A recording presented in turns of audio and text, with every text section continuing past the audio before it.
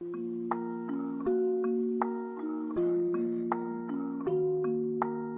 since a baby, I've been trying to get away, trying to lock in the guap, trying to block with the pain. I'm a blind old boss, I'm on top of the game. I've been plotting a lot, now I'm tossing your bait. Yeah, my pops got caught, didn't lock them away. My mom fought hard, 5 jobs in a day. I'll be dropping the box, and I'm copping the pain. We off to the stars, to a tropical place. Ooh, yeah, I'm spitting it heavy, the mission is steady. Your bitches are jelly, I'm ditching the petty. You're digging for pennies, I'm itching and ready. I open my heart when I listen to Shetty. I'm bold like a boss, but I'm little like Debbie. I know what your bras, I got Richard and Getty. I'm holding the guap and I'm whipping the Yeti, yeah, Kari can play with advanced moves. I'm fucking my girl and her man too. I'm taking the ball like Durant do. My soul is the one that I can't lose. I soak up the sun like a sand dune. I'm holding up love with the bamboo. I'm rolling the blunt by the candle.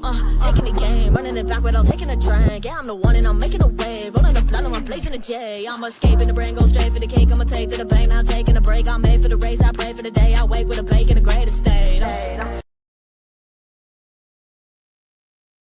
Welcome back, everybody. I'm Jay, that's Maddie, and we are here with week 2 of the NFL season, and we're going to review what happened in week 1.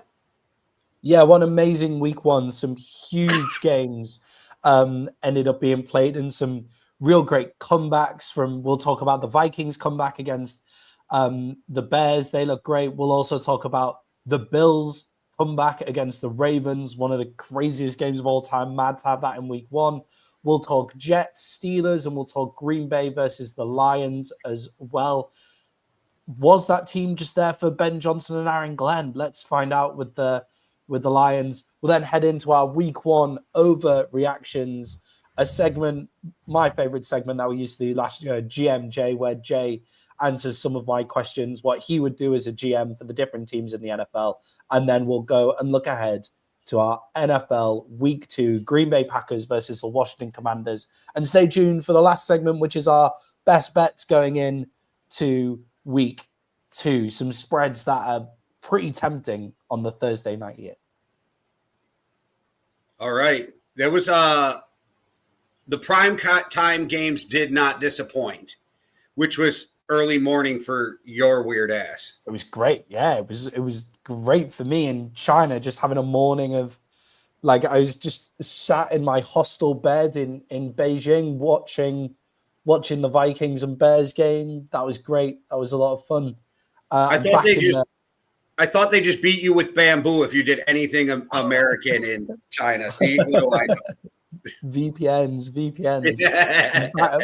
I'm back in one of the true lands of the free in the UK now. So now it's almost weird. Being closer to you in time zone is strange because now it's 11 p.m., which is like 11 p.m.'s okay. 11 p.m.'s fine, but it was fun doing it at like 7 in the morning. That was good.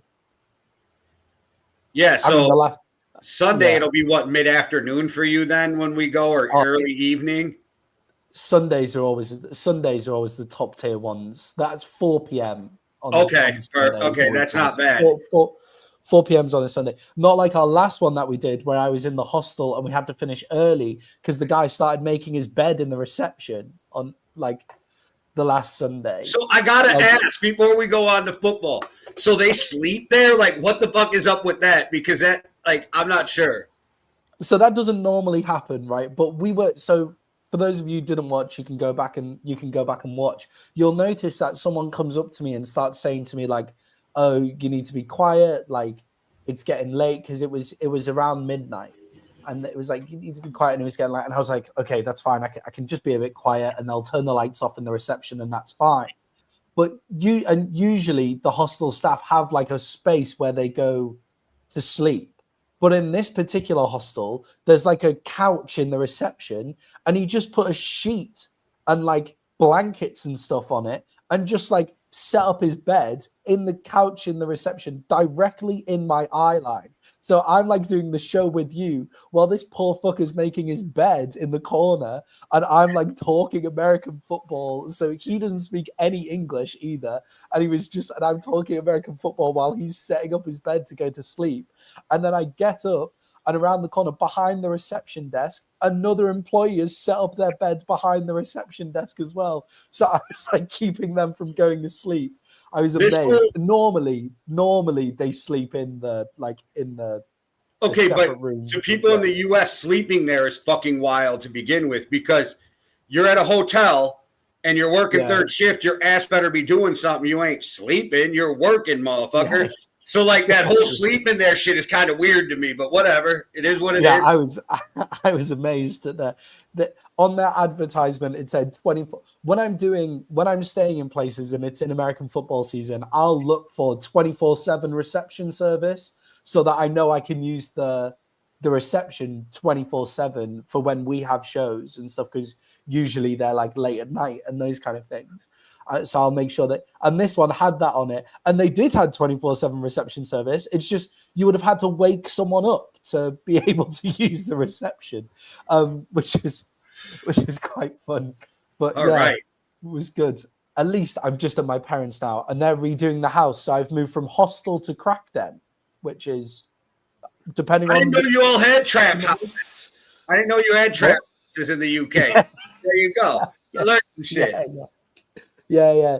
They're doing up their house, which is why it looks like this. So you know what I learned quick before we go on? I learned about zombie knives. Okay, we just call them machetes, but you motherfuckers with your zombie, which I know you guys banned now, but that was a thing. You couldn't carry guns, so motherfuckers had the craziest swords they were walking around. Different. The machetes are longer. A zombie knife is a bit smaller than a machete. Some of those I saw were like small swords, bro. Yeah, I had to sit in US immigration with my mate when we were 70. It was my 18th birthday, and I was sat in US immigration, transiting through New York because my mate, who's a farmer in Yorkshire, we were in Costa Rica, and he saw farmers using machetes to farm their land. So we bought a machete in Costa Rica, but it was legal entry into the UK with a machete that size at the time. It was 2018, but we were transiting through the US. So like we got into the US airport, and immediately, and in like customs stop and stuff like that. And because he was a minor at 17, and I was technically an adult because I turned 18 that day, I was able to be. They needed someone in the meeting with him, and we didn't want our teachers from college to know that he was trying to smuggle a fucking machete back in. So I went in as his adult into the US immigration thing, like talking about how he's a farmer in Yorkshire and like we're only transiting through, and we had to have all the proof of the papers that we were transiting through. It was so weird. I could leave them in nothing to declare in the UK. Like when we got to the UK, he could deal with the customs things himself because he was a British citizen. But like in the States, they needed an adult, and I was technically an adult. So yeah, fun. But good times. Good times. US immigration, 18th birthday, lovely. But Jay, the Bills went up against the Ravens in one of America's favorite pastimes. And Jay, one of the Ravens' favorite pastimes is throwing away big leads in the fourth quarter. Do the Ravens have a choking problem? They did it all last season. This is numerous times on the hardball that they've had these double-digit leads going into the fourth quarter, and they've given it up every time. Can you explain this from the Ravens? So it depends your definition of choking, okay? Because they have a finishing problem. They have a closing problem. If that's choking, yeah. But they have a problem with putting their foot on a neck of a team and putting them away when they have them down and beat. And I don't understand it. I don't know if they start playing differently. And we're going to talk about this in another game too. Quit playing differently with the lead. If you're not up by like 30 points or 21 points in the fourth quarter or something, like you just let these teams slowly crawl back in to the point where, oh, if we stop them on this drive, we're going to have a minute and 12 or whatever it is to go and win this game. You know what I mean? Stop giving teams this chance to get back in the game. If throwing the ball got you to where you are, then don't be afraid in a 4-minute drill to trick them and go play action on second fucking down or first down and pick up another, 40 to 80 seconds off of the clock. That's huge. And we're going to talk about how huge like 40 seconds can be coming up here. You know what I mean? And so I think they have a finishing problem. I'm not sure, like, if you call that choking, then yeah, they got choking, but I like a finishing problem for sure. Yeah, because I would suggest choking is for big games, right? So if you're choking in a big game, so they have a choking problem in like the playoffs, for Or the example. Colts letting the Vikings come back was choking as fuck, right? Like yeah, like that kind of stuff. Choking is often like a big game thing. Now, the Bills, first week of the season, this has huge consequences for the AFC Championship and things like home field advantage.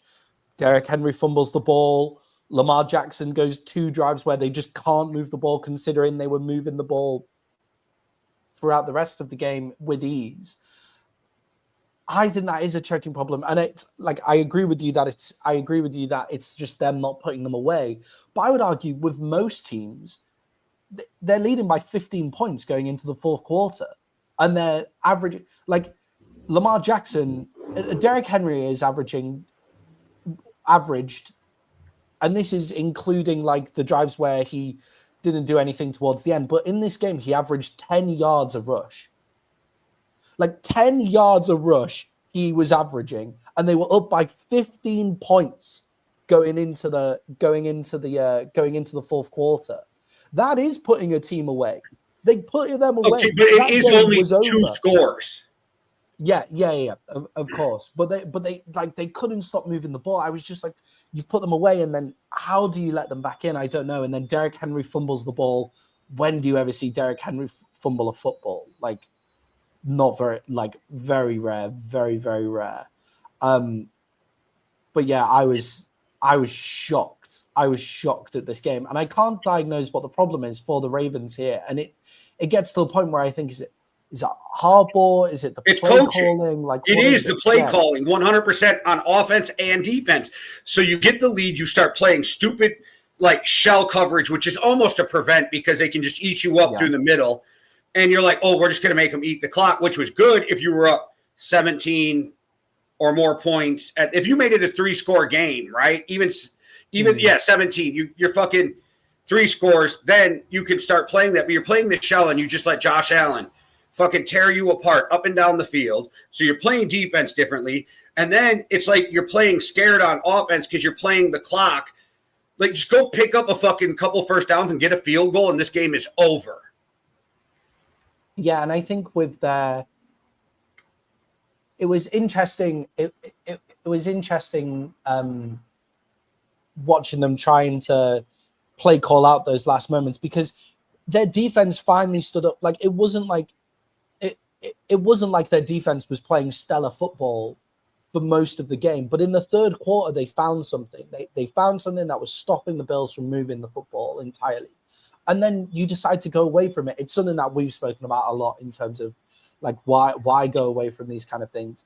Look, on the offensive side of the ball, I think like one drive where the Bills stop you, like, and then I don't think they needed to change I don't think they did particularly change what they were doing on the offensive side of the ball. I think they were playing like how they were playing the whole time. It's just the Bills stood up on one, and then Derrick Henry fumbles the football on the second drive.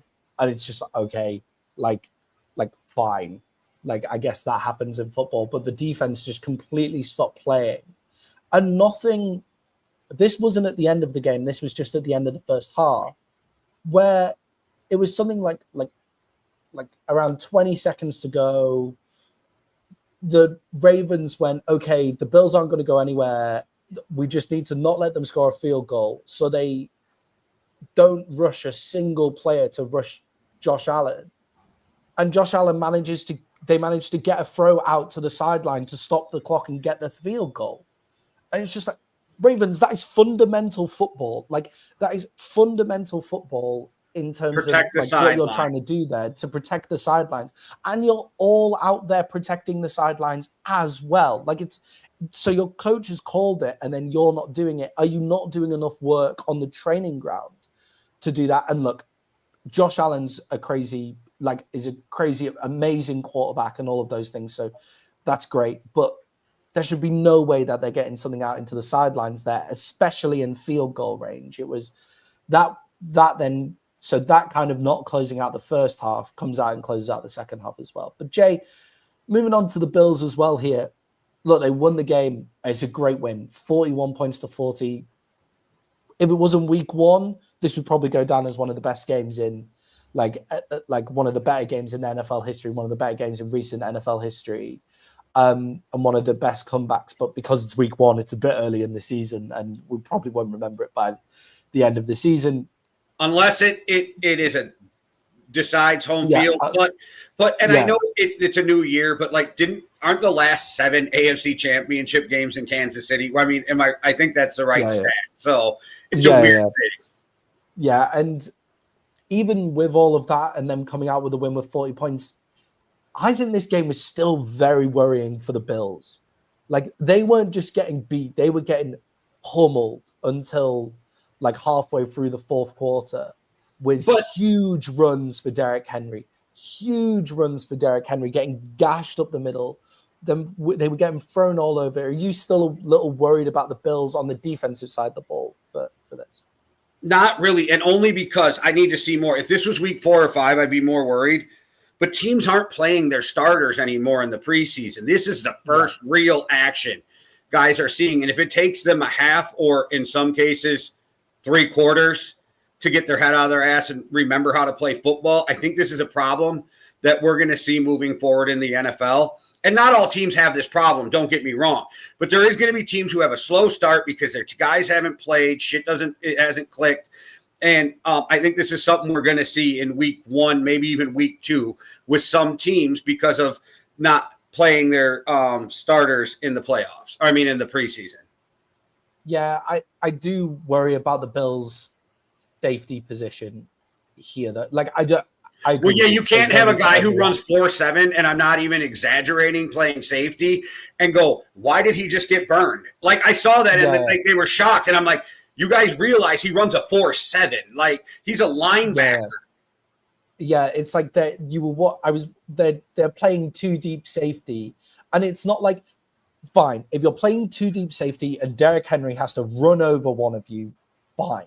But you're playing 2 deep safety and Derrick Henry is outgassing you. Like, that's not okay. That's going to be a problem going later into the season. That is just, you're going to give up big plays. So yeah, I'm worried about the safety room for the Bills there, but everywhere else I'm like, okay, we'll like, it was just a crazy game. And the Ravens looked very, very good for those. Like, they were imperious for like those 3.5 quarters.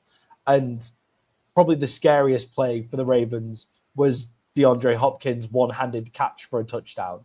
Like, if that comes in more often for the Ravens, you're like, okay, like, this is it. Because who's going to cover Zay Flowers now if that's what has to happen as well? So, yeah, the Ravens look scary even though they have that closing problem. And yeah.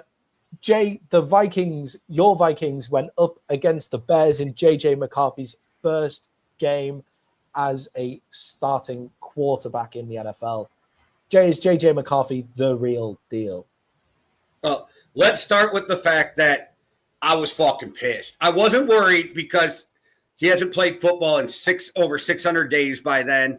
And he was a rookie and he hadn't played in the preseason, but I was pissed. And I was pissed at some of the play calling because I thought Kevin O'Connell, for some odd reason, was being way too safe with him at first.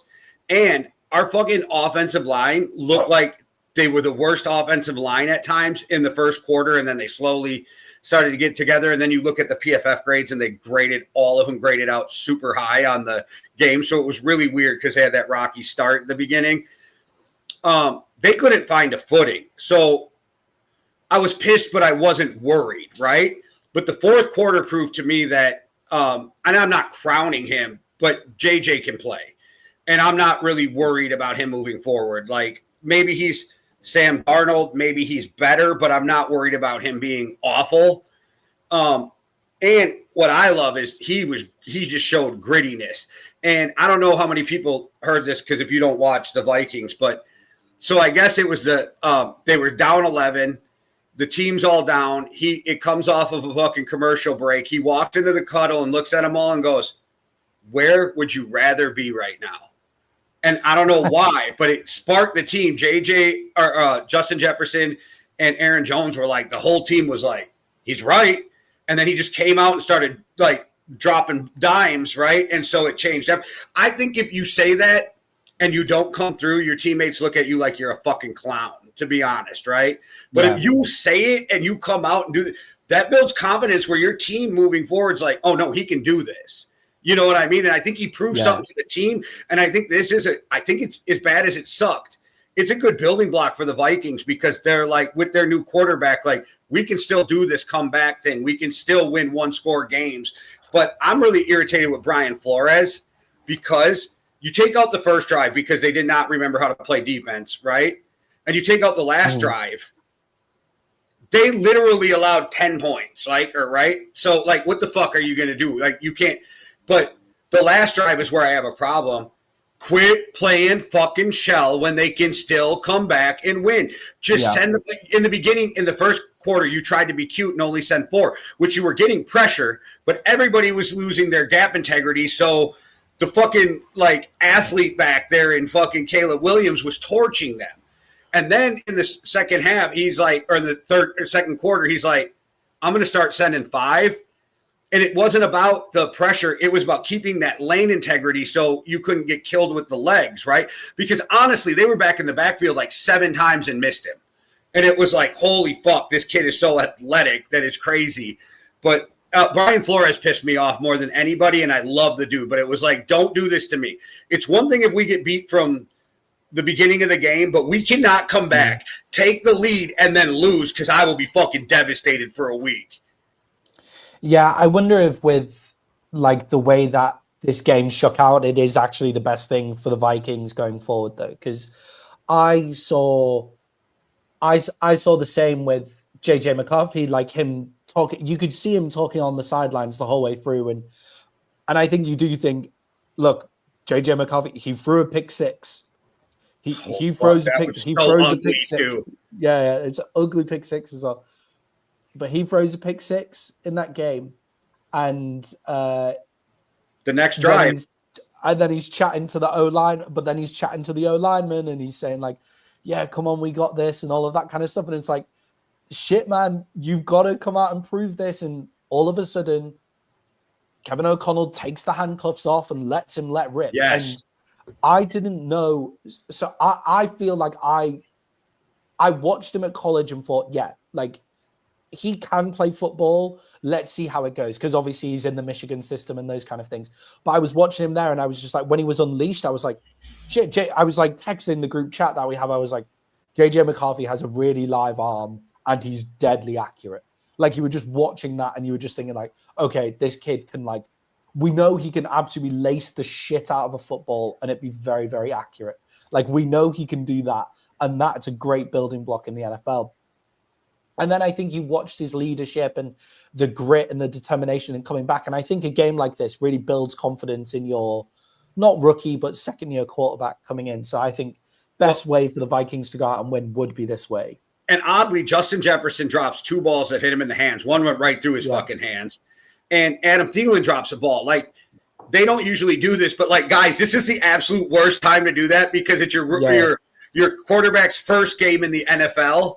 And you're not helping him out. Like, and I don't know if everybody was just nervous trying to make it perfect for JJ and they over-coddled him and then they were finally like, fuck it, this is football, let's just play. I don't know. But I do know Kevin O'Connell said in his press conference that he just looked at JJ at halftime and said, if you trust me, we will find a way to win this game, I promise you.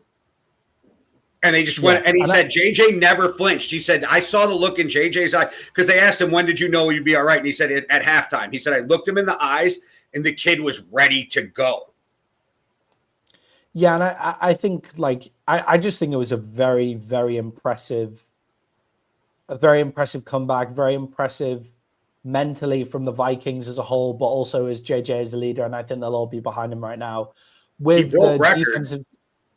Yeah, they were great. And with the defensive side of the football, with Flores, I thought Caleb Williams looked very good actually in that first half. I was like, okay. Well, throwing the first drive, beyond that, throwing was rough.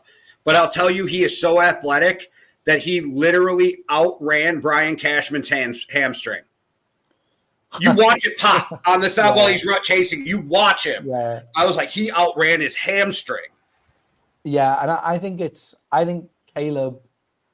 again with Caleb Williams, and I don't know whether Caleb Williams and Ben Johnson is a great fit. And I think watching that game really just showed it for me, because all the best stuff about Caleb Williams was him freestyling off the play.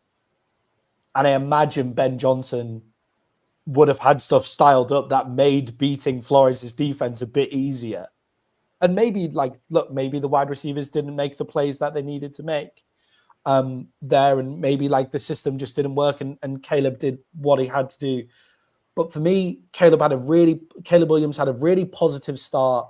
I thought he was very good to start the game in that kind of hero ball style that he has.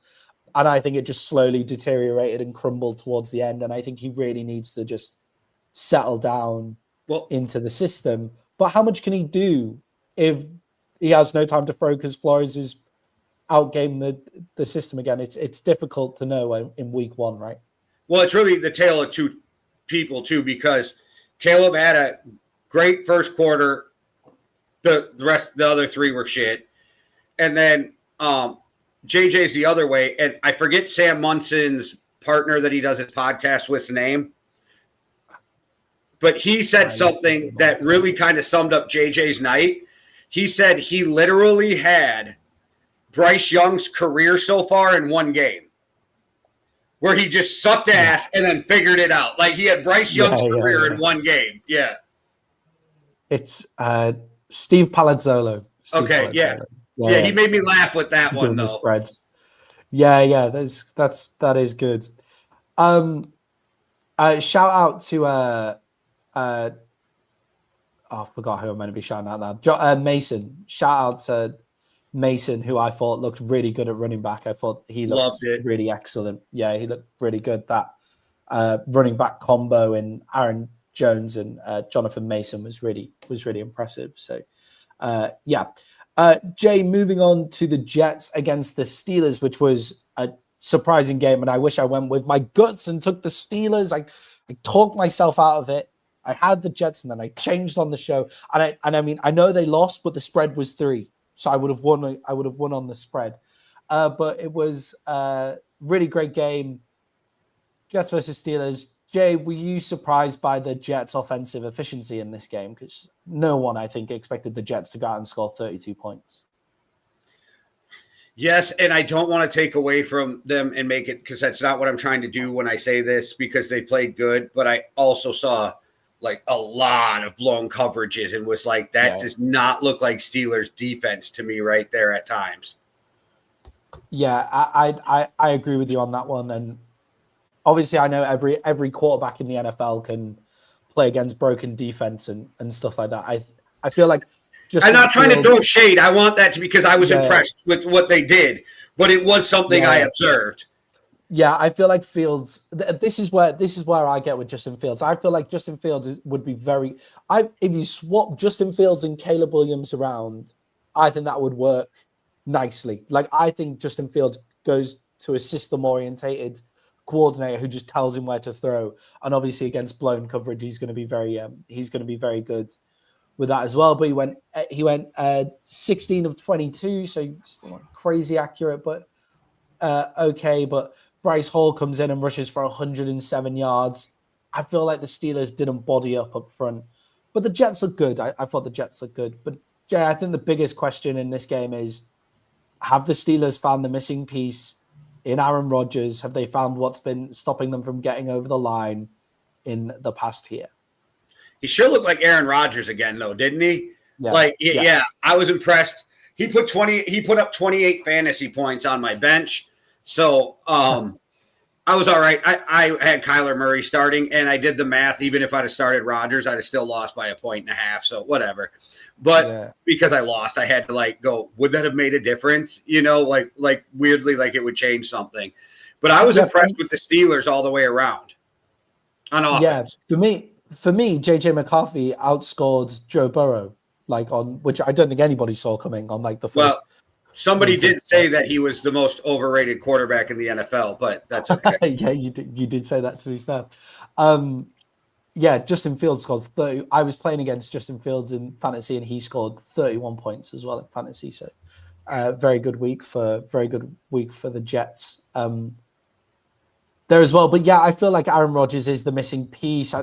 His connection with DK Metcalf looked good immediately. I feel like that's a big positive for them. 4 receptions for 83 yards for DK Metcalf. I feel like he was spreading the ball around quite nicely there as well. Like Calvin lots of Austin nice receptions to Calvin Austin. I Yeah, feel like that Calvin kid balled Austin is out. I feel like Calvin Austin is a very Aaron Rodgers style 3 receptions to Pat Fryermuth as well for 28 yards. I feel like the offense looked very good, and that's what's been missing for them. And look, their defense shit the bed first week of the season against the team in the Jets that I do think if you look at them offensively, they do have some interesting pieces and some potential to make things difficult for your team because of the running ability of Hall and Fields, and then Garrett Wilson's one of the top receivers in the NFL as well. So I do understand that, and I think the Steelers will get better. Maybe AFC contender, serious AFC contender territory, difficult after week 1 after only beating the Jets by a few points, right? If they were in the NFC, I'd definitely say probably a contender, but like the AFC is so top heavy that will they be in the top 5 teams? Yeah, I'm sure. Like, but those top 3 are monsters. Yeah, definitely. One of those top 3 in the Ravens being in their division as well. So we'll see how that ends up playing out. And Jay, our final breakdown of an actual just game in week 1, we have the Green Bay Packers versus the Detroit Lions in a slap down. The scoreline does not do this one justice, I don't think, about how close this game was at 27-13. It's only that close because of a circus catch at the end of the game. Jay, has Dan Campbell lost the team? Is he on the way to losing the team here in Detroit? Maybe because, and again, Packer fans, I know you're going to think because I'm a Vikings fan, I'm just throwing shade. This is not shade. You guys did exactly what you needed to do to win, but nothing spectacular, right? So I don't know if the Packers are that good or the Lions are that bad, or it falls somewhere in between. So I'm excited for tonight, because I get a better understanding of what Green Bay is, and I just love watching Jaden Daniels play. But Packers did what they needed to do. Jordan Love did not blow up the stat sheet, you know what I mean? But I think he was consistent. No, yes, that's what I was going to say. He was good, but I think he only threw for like a hair under 200 yards or some shit. But he only threw for 188 yards and 2 touchdowns, but he was consistent, which is a very everything he needed to do. Like stat line. Yeah. Again, every bad throw, if you go back and watch, maybe not everyone because I didn't watch every snap like that close, but every time I see him made a bad throw, it was that I'm Aaron Rodgers off the back of my foot. Yeah. Just set your fucking feet, man. Like you don't have it. You've not got that throw. Once in a while, if you have to, then you do that, but you don't do it all the time. To be fair, he diced up the Cowboys in the playoffs last year entirely from his back foot. Like it was because we were rushing the shit out of him. Like we were there every time in that playoff game, and he was dicing us up from the back foot. But apart from that game, it's fucked him over every time. But with the Lions, obviously, this is relating to this question in terms of is he losing the team? This is obviously to do with the loss of the coordinators. So his 2 coordinators, so Aaron Glenn goes out, and the Jets play probably their best game that they've played in maybe in a couple of years, even though it didn't end up in a win. So Aaron Glenn goes there and does that, and I know he's the defensive coordinator, defensive side of the ball, and their defense didn't play particularly well, but head coach stuff. And then Ben Johnson looked like he'd kind of done some stuff with Caleb Williams, and they looked decent against the Vikings as well. Their offense looked like it had way more legs than it did last year against the Vikings as well. And what happens in Detroit? That's the worst performance that Detroit have had since the rebuild era of the Dan Campbell era 2 years ago.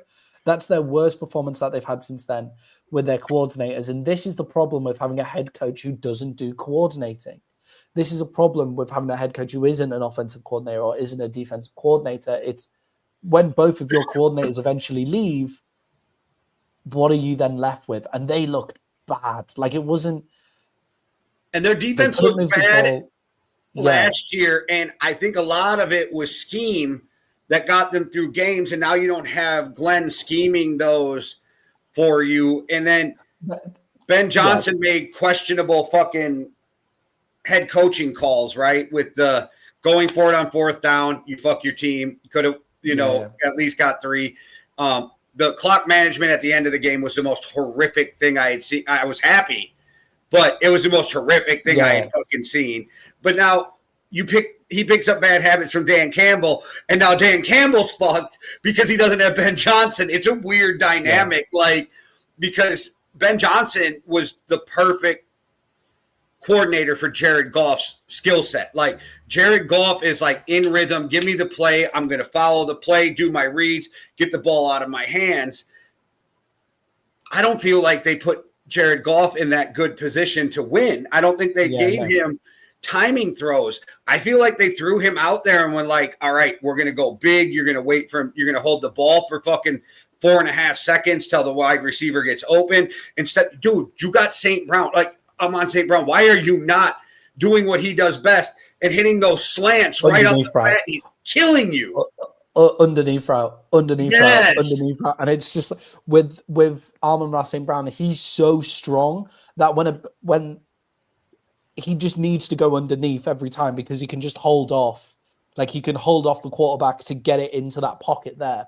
And it surprises me every time. And look, and also, Jahmyr Gibbs has a really weird stat line in this game as well in terms of his rushing yards. Let me just get it up. But Jahmyr Gibbs is the Lions. Gibbs 9 carries for 19 yards, averaging 2.1 yards a carry. 9 carries for 19 yards for Gibbs. What was his receiving stat?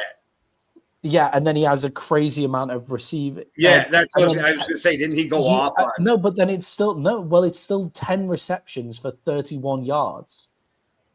So just didn't seem like he had the ball all the time, but he went nowhere. Yeah, they were just giving him the ball the entire time, but he averaged 3.1 yards a reception and 2.1 yards a carry, which is I appreciate his receptions on Underdog Sports because I picked him for +2 in the first half, and okay.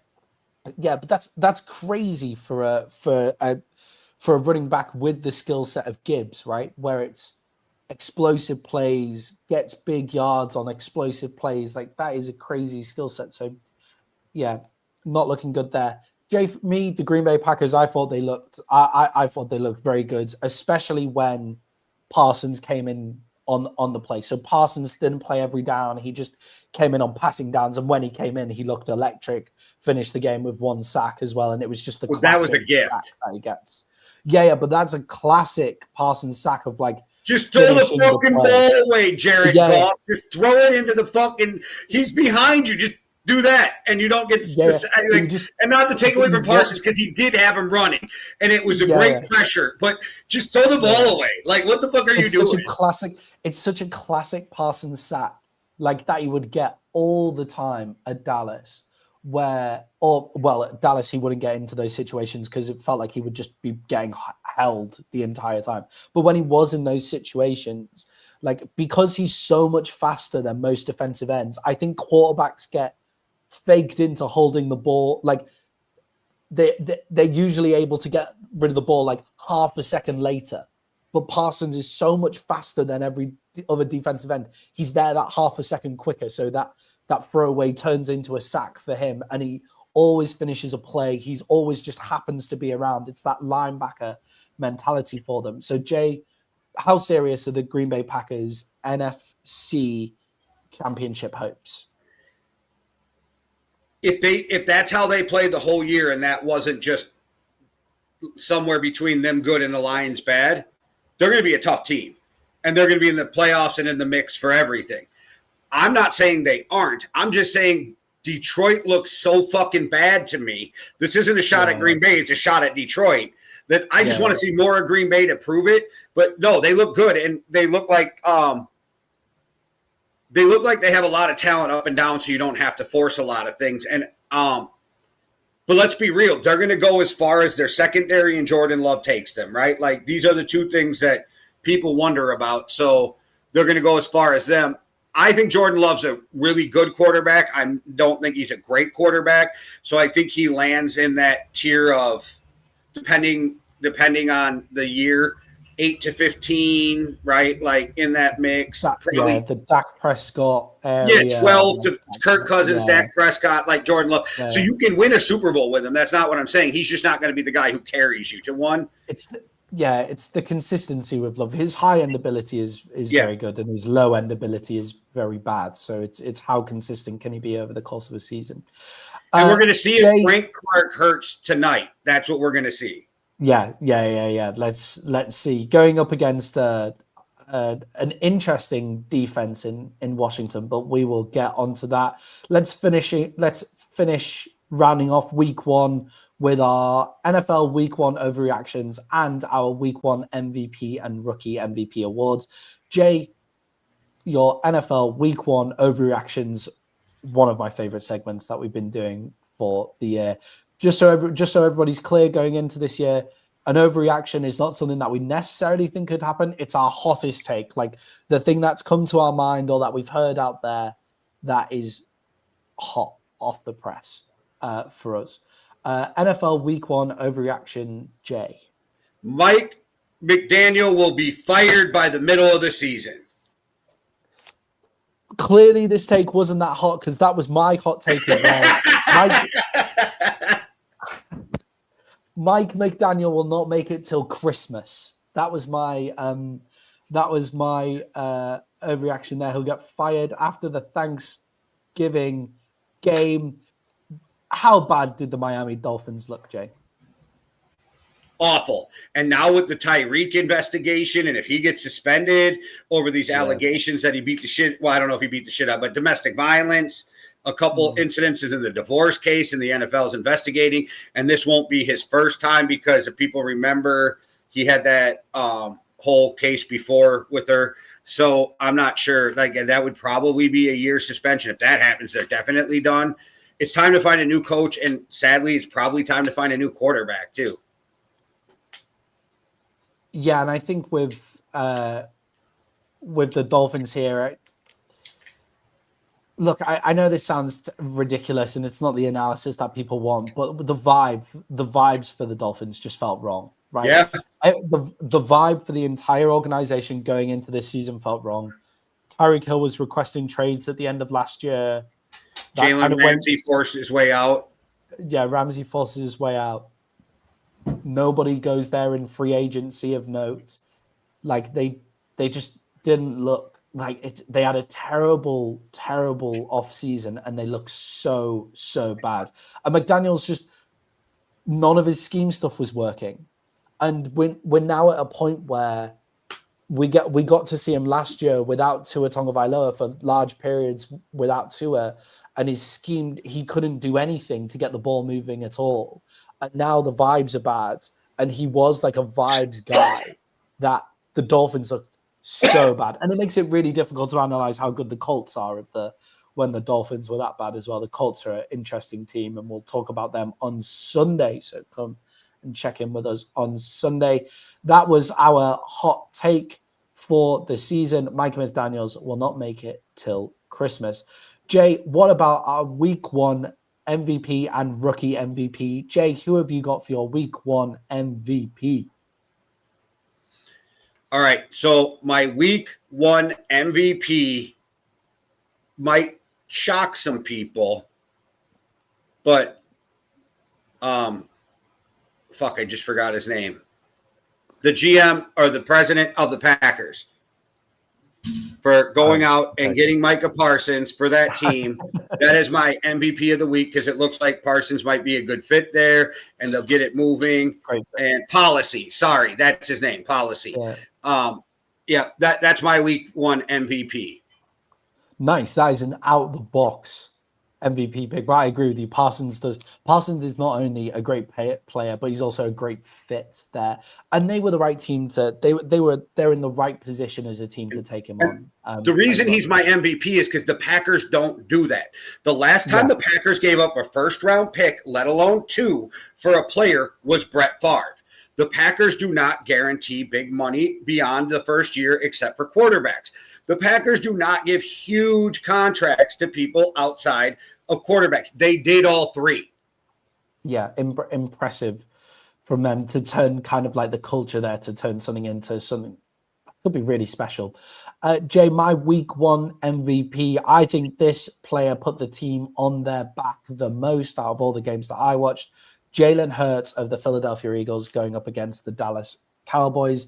I think he had a week in this week. He had the most standout performance to me, where I was watching the game and thought, shit, like he's just decided that he's going to win this game. And the Eagles, when they're not playing well, are just going to have to like rally, just hang on to his coattails because he's going to win. He's throwing dimes, and just those runs just kill you with Jalen Hurts. Yeah, I agree. Yeah, I think he just really elevated the Eagles out of a position where they weren't playing. And you realize we both praise somebody from our biggest rivals? Yeah. It's sick. Good for us. Okay. Clearly unbiased right here. We live in 2 countries with greater and greater polarization, Jay. Also a huge condemnation of political violence. Let's just put this out there. But we live in a huge time of polarization in both of our countries, and us 2 here are praising our biggest rivals. Good for us. Yeah. Don't bring that up. I set the internet on fire yesterday. So, God's sake. Jay, your rookie MVP pick for the NFL Week 1. Donovan Jackson, Minnesota Vikings. You can call me a homer, but he had a PFF grade of 88 in his rookie debut at a left guard against one of what we suspect to be one of the better defensive lines in football.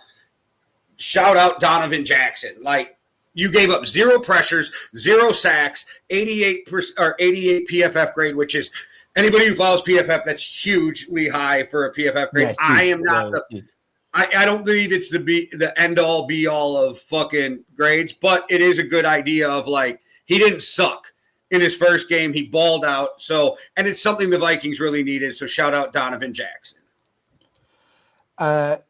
Yeah, Jay, for me, there's a couple, or a few, actually, there's 3 that we could have gone for. Shout out to Tyler Warren of the Indianapolis Colts, so tight end. He looked great for them. Will Johnson for the Cardinals at cornerback. Like, he looked amazing. He's just ready to play. Like, he's out there just ready to play instantly and bring some stability to a Cardinals team that can be a bit up and down as well.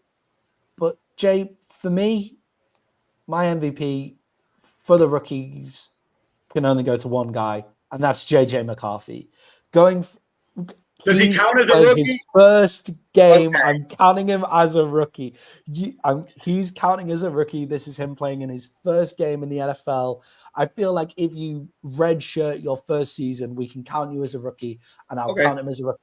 First few weeks of the season, and then we'll let him say he's starting. In the NBA, he could win Rookie of the Year because he missed his whole season on an injury. So yeah, there you go. He hasn't played a single pro game in his career. So we'll keep him as a rookie for this year. But JJ McCarthy is the rookie MVP for me for reasons that we've already spoke about. But I'm not being funny.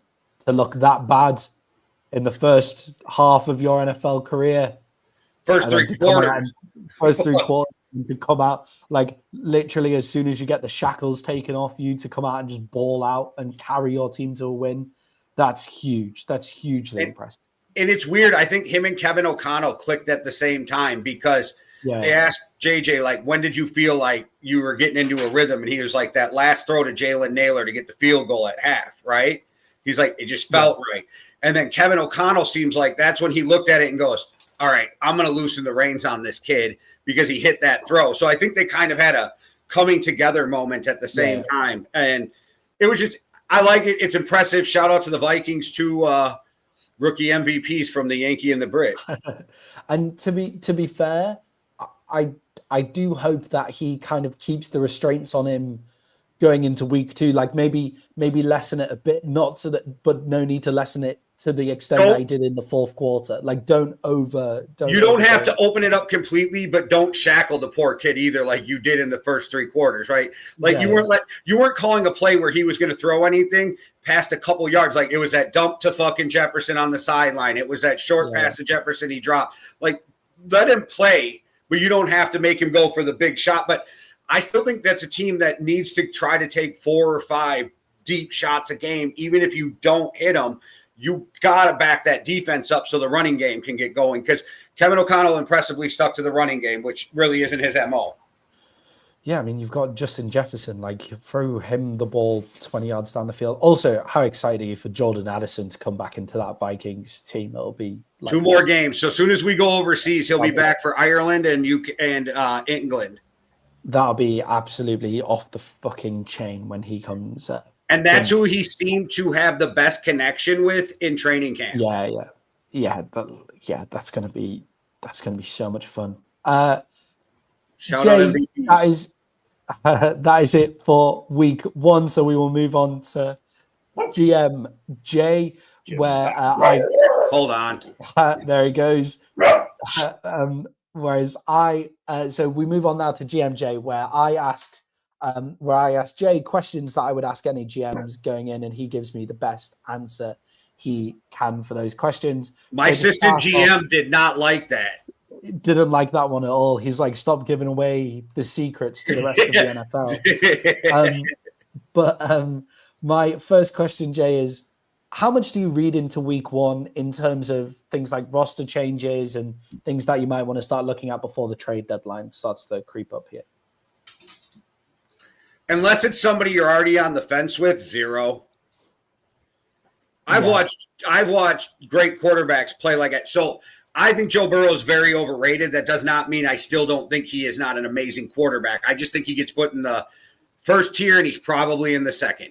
That's just, but I've seen him play like complete ass for 2 weeks. You know what I mean? Like, so I don't put a ton of stock into week 1. Maybe you do take some mental notes though, like, hey, like coaching wise you do, but not to get rid of guys, right? Like you're going to coach them up and change technique or whatever.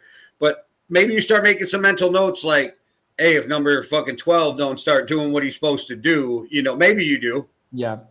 Yeah. And I think it might be the time for those like guys a bit lower down the roster, right? Where it's, like, can they do it? Like looking out for those special team stars and those kind of things, and those guys, can they step up into certain positions? If I was Jerry Jones, I'd already be looking to fucking get rid of Kyer Elam, for example, because he's terrible. Like he sucks.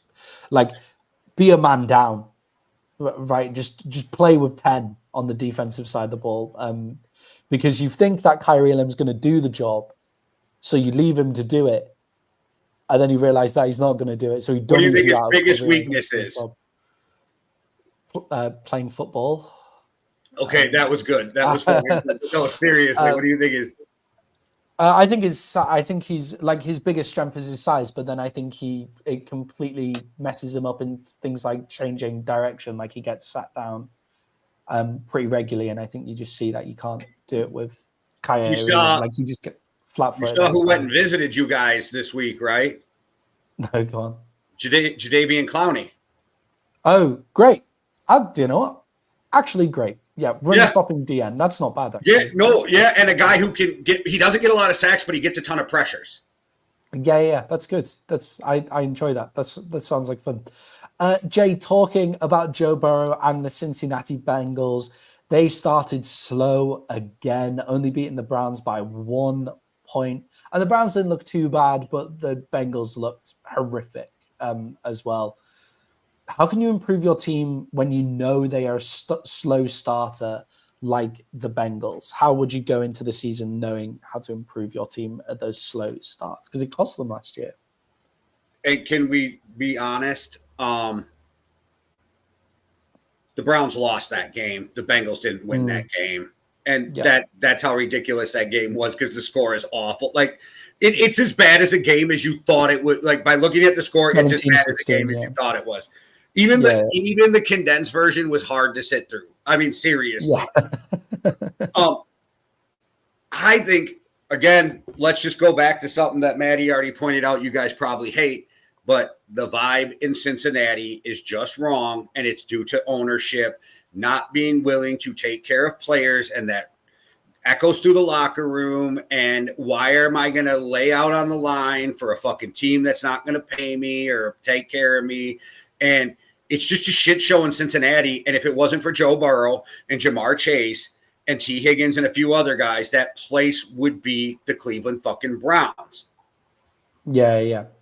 They're the Cleveland Browns, but they drafted well, like for a couple of years, a few years ago now. It's kind of easy to draft low when you're first overall, and then you just trade the farm to go up and get Jamar Chase. I'm just saying, when you're first overall, and the quarterback works out, that everybody would have taken first overall, and it just so happens that his wide receiver from his LSU years is coming up in the next draft. Like if Jamar Chase was coming up in the same draft as Joe Burrow, then they wouldn't have him, as well. They're lucky enough that he was coming up the next year.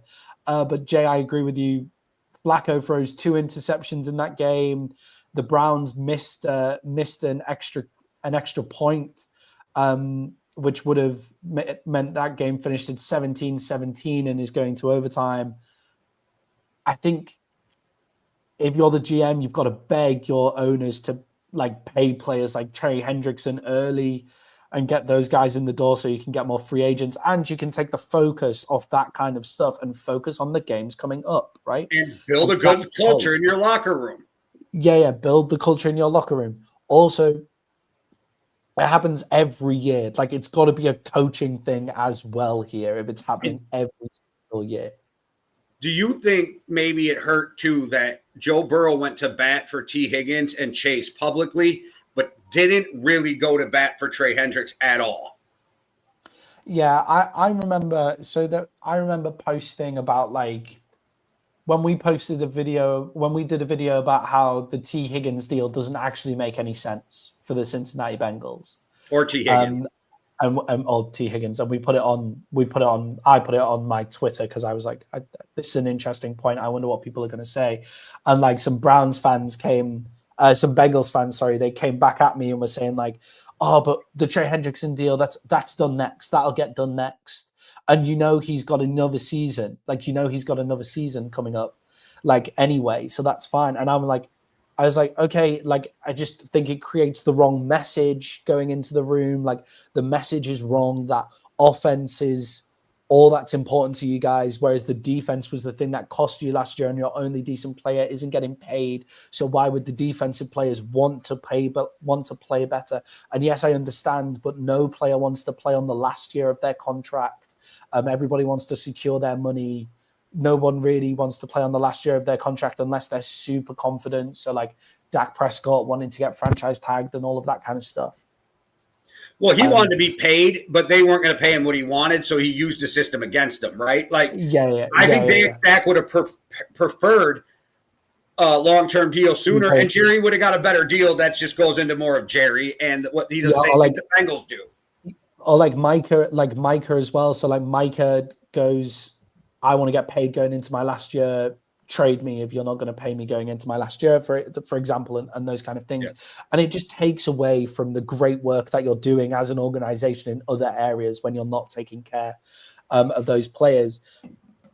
And if you're not going to take care of them, then trade them as well. Get the capital. They just let it rumble on and on and on. So I think you've got to beg, but then you've also got to ask the coaches to kind of get the focus on their game. Okay, that is our first GMJ of the season in the bag, and that is week 1 of the NFL season in the bag. Let's have a look forward to week 2, and we'll start with Thursday night football, which is starting in around an hour's time. The Green Bay Packers are going up against the Washington Commanders. Jay, this is just up the road from you, and if you could go whisper into Matt LaFleur's ear, not that you would want to help him out, but just say you did. how can you keep Jordan Love consistent going into week 1, and will Jordan Love keep that consistency up?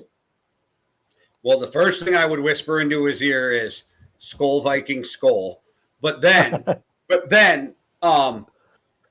just keep him in rhythm. Just keep him in rhythm. Jordan Love does better in rhythm, and he can make off cue plays and different things and off schedule. But I want to keep him in rhythm because that's when his mechanics are at the best, and that's when Jordan Love is at his best, right? So just make sure you keep Jordan Love in rhythm with your play calling. Yeah, I agree with you on that one. And I think it does have to go down to Jordan Love in terms of keeping up his consistency here, right? Like, you can make it easy for him. You can give him the time to throw. But if he's going to continue to make those throws off his back foot, like there was times last week where he was making bad throws off his back foot and he wasn't under pressure or anything. There was no reason for him to throw off his back foot. He just kind of, I don't know whether he saw the wide receiver a bit like late, so had to throw it early in his movement, for example, and things like that. So that consistency has to be up to him.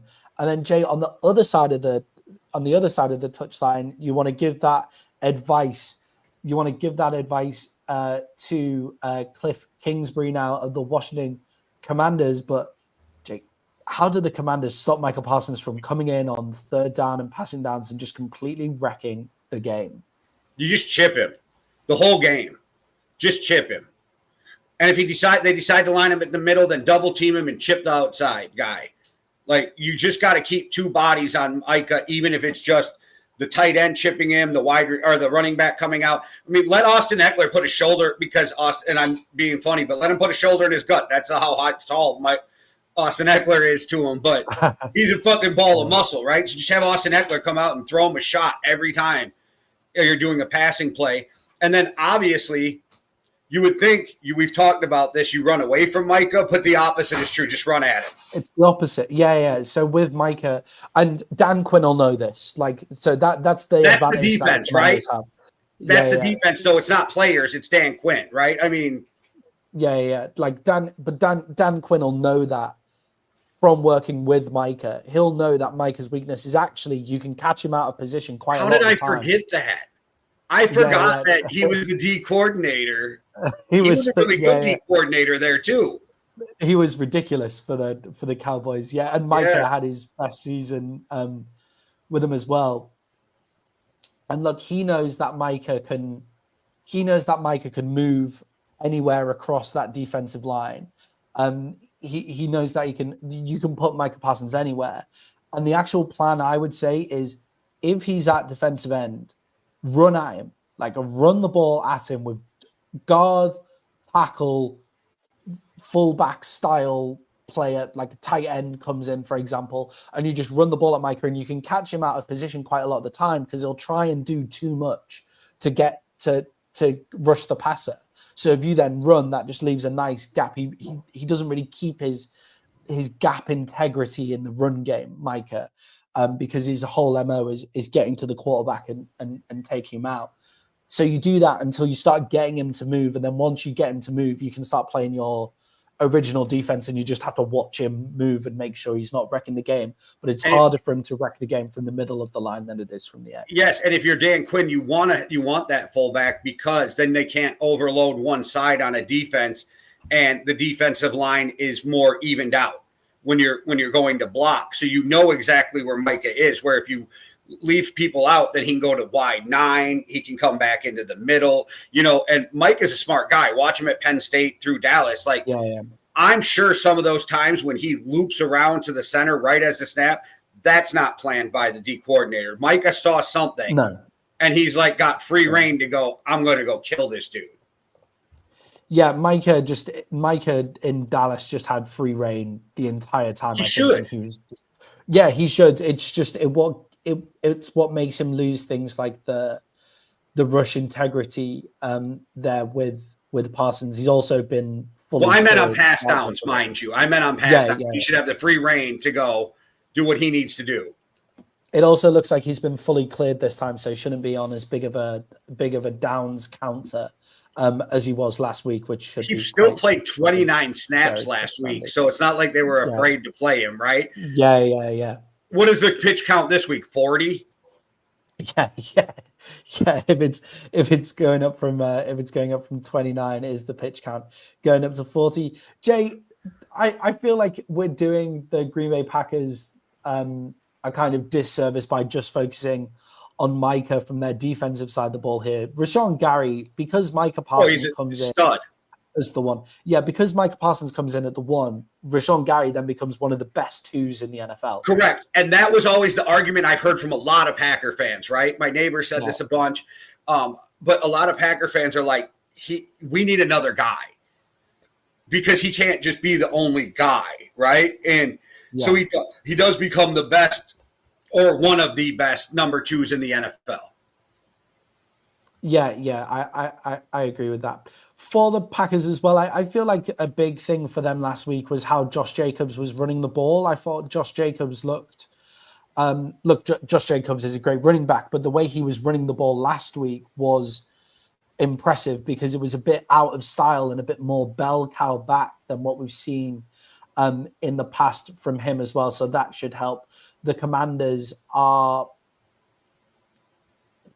Look, Javion Kinlaw is one of those names, a D tackle, that whenever he's traded to a team or when you think, oh yeah, that's a great trade. That's a great move with Kinlaw, right? You think that's a great move. And then every time he plays, you realize that, holy shit, Javon Kinlaw cannot stop the run.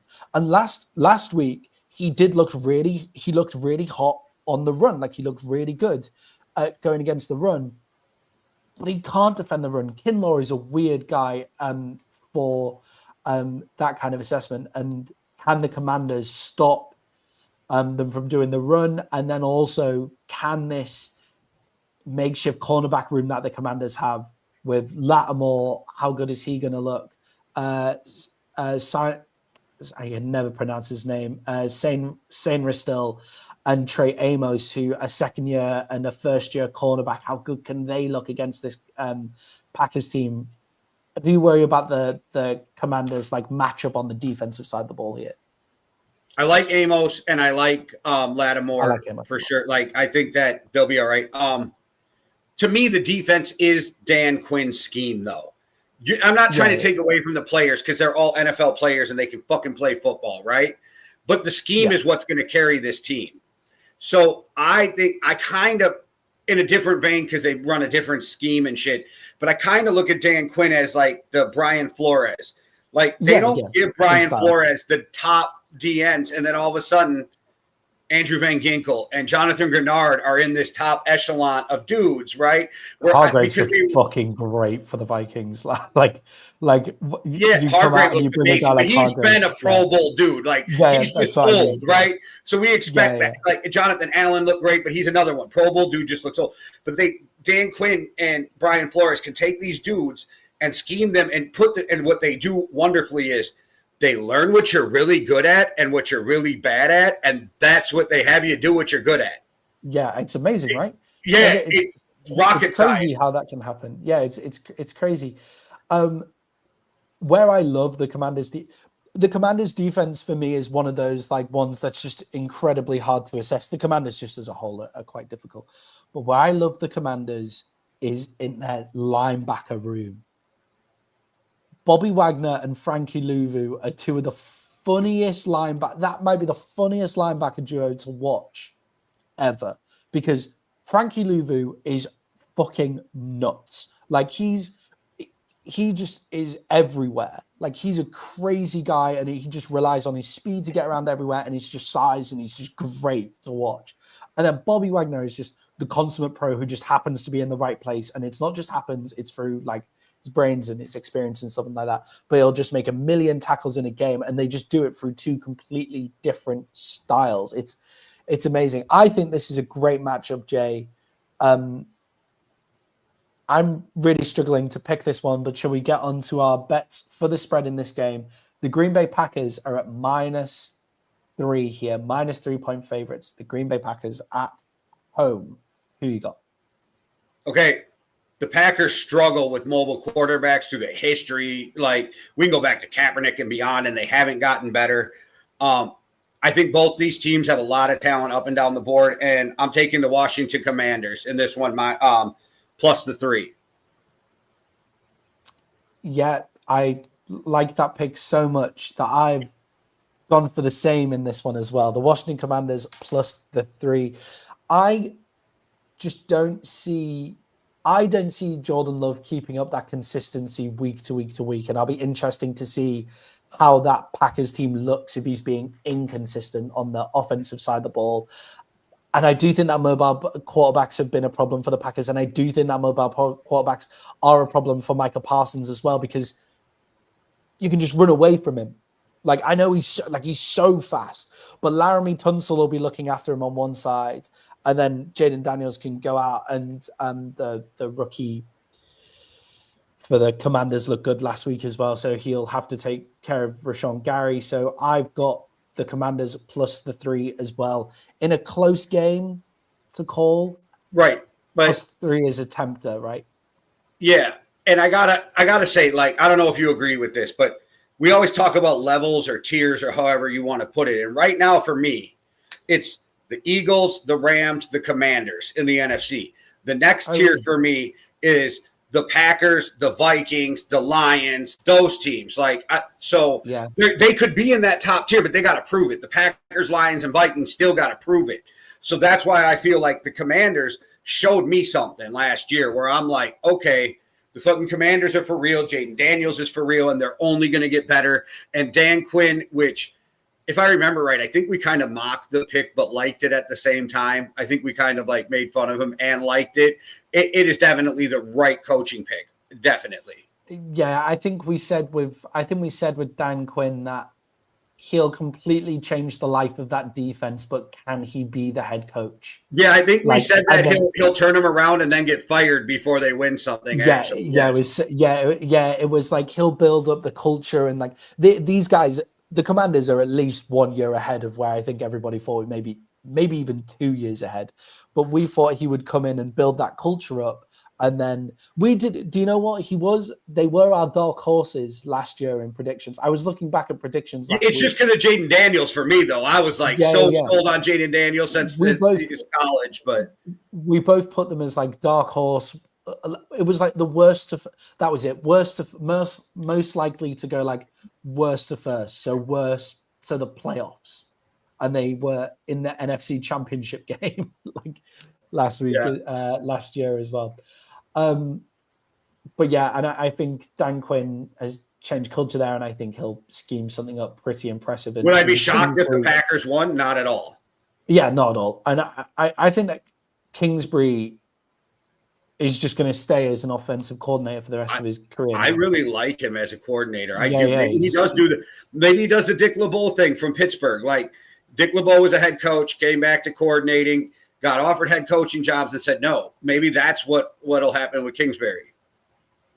Yeah, or what Eric Bieniemy should have done and just kept what Eric Bieniemy should have done and just kept as the offensive coordinator for the Kansas City Chiefs. Like, he should have just stayed in that role. That's what he should have done.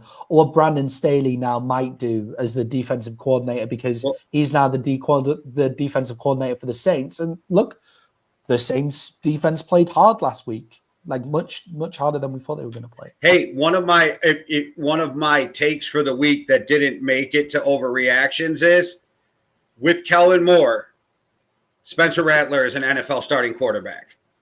Yeah, do you know what? I like that. Kellen Moore should have been a head coach for the Dallas Cowboys. I think it was a shame that he never got there. I was surprised that we let him go and as well. But Jay, that is our preview and our picks for the game tonight. That is kicking off in 45 minutes. And guys, we're going to do our NFL Week 2 best bets now. Come back on Sunday to see if these have changed with the spreads, and then you can bet on the games on Sunday as well. So you can play the game on the spreads on these 3 bets now on the Thursday night if you want. And then on the Sunday, you can see if any of it's changed and come back where we go through every single game against the spread. But these are our 3 favorite games at the current spreads before the start of Week 2. Jay, Who have you got first up as your best bet? Well, we might as well stick to where we just were. I got the Commanders +3 over the Packers. I think it's going to be a great game. I think it's going to be really close. And even if it does come down to the last second, you still got the 3 points. But I always lean with a team. If they're giving me points and I feel like they're going to win, that's where I want to lock it in. Yeah, that is a good place to be. That's where I've gone with some of my others. Jay, do you want to give us pick 2 for the best bets? We'll just go through your 3. All right.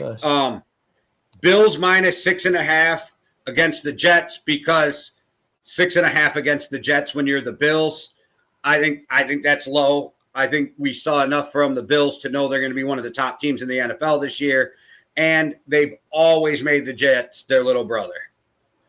Yeah, and I feel like the Bills really hit a switch. And look, I think the Jets looked a lot better. Did they look better because that was week 1 and they were being feisty? We'll see how that ends up. And Jay, what about your final best bet? Okay, my final best bet comes because of an injury. Give me the 49ers -3 over the Saints. Mac Jones is going to win that game by more than 3 because the Saints are that bad, and Mac Jones will fucking click with Kyle Shanahan. And I think the spread would be higher if Brock Purdy was playing. So give me the -3 in the San Francisco 49ers over the Saints. That is a crazy one. I haven't taken it, but it was very much on my radar of picks. I don't know how big a downgrade Mac Jones is from Brock Purdy. I think he might be an upgrade, but okay. In that system, for the amount of pay, he's got a better arm. Oh, yeah. He's got good legs. It feels horrible. It feels horrible on Brock Purdy, doesn't it? But what if he balls the fuck out and Shanahan's like, nah, Brock, we're gonna stick with Mac Jones. I think you say, oh God, Brock, you just sit until your injury is done, and you just kind of test where this thing can go with Mac, and then you trade Brock Purdy before the trade deadline. If you have if it pans out, well, I'll watch Mac Jones will come out and shit the bed now that we just said that. Yeah, and then that's But if they all compared him to Kirk Cousins, like with better athleticism, and everybody thinks that Kirk Cousins could win a Super Bowl with Shanahan. So I don't know, whatever. We'll see. Yeah. Jay, for me, my best picks, I've gone for the New England Patriots at +1.5 against the Miami Dolphins. The Miami Dolphins are favorite in that game. I was very surprised by that one. The Patriots didn't look great last week, but they didn't look anywhere near as bad as the Dolphins. The coaching that they have in at New England is, I think it's the Heat better as well. Yeah, it's all right. Like it's no, I agree with you. Yeah. I think that's a good pick, but I think the spread is because of the Heat. They put the other team in the beating sun, and then Yes, and I feel like you forget about the weather conditions sometimes, right? But they were so much better than the Dolphins. So bad last week. And are the Patriots worse than the Colts? I don't know. I feel like they look about level. Roster to roster, they're kind of level, right? So, and they play a very similar type of ball as well. And to be honest, let's be real. Drake May is probably way better than Danny Dimes. Yeah. I agree with that. Jay, I also then have another game where I have who I was picked as winning the game as an underdog. I have the Tampa Bay Buccaneers at +2.5 against the Houston Texans after the Houston Texans offensive line looked as bad as we thought it would look against the Rams. The offensive line of the Texans looked horrific against the Rams. And the Bucs, look, they didn't look great in their win against Atlanta, but they go out, they get the win against the division rival, and they click towards the end of the game. Like they really started to get it going. They were just a bit rusty to start off with. So got to take the Bucs +2.5 there if they because I think they win that game, and I'd take the money line on that one even. And then to finish off, Jay, and to finish off this preview show and to let everybody go with about half an hour to get yourself sorted out before kickoff, I'm taking the Steelers at -3 against the Seattle Seahawks. I feel like the Seahawks didn't look great last week. The Steelers, their offense is clicking, and I really think that their defense will click into gear this week. That one's a closer one for me. I'm more bullish on the other two. It has to be said. I like it. Good. It's a good set of. There's a good set of spreads, and there's a good set of spreads for us to chat about on Sunday. And Jay, they can find us all here on Sunday as well. Again, yes, a couple of hours before kickoff. Yes, sir. And we'll be back and we'll break down every game for them. Every single game we pick against the spread as well, which others do not do. Let me leave you with this. So tonight for Underdog Sports, and if Underdog, you see this, we could use sponsorship. Yes, please. Tonight for Underdog Sports, I have Deebo Samuel's 0.5 over or under for a rushing attempt. So I took the over for one rushing attempt or more for Deebo, and Josh Jacobs higher or 0.5 higher. So I'm taking him for one reception in the first half. Deebo for a rush. Deebo for a rush in the whole game. game.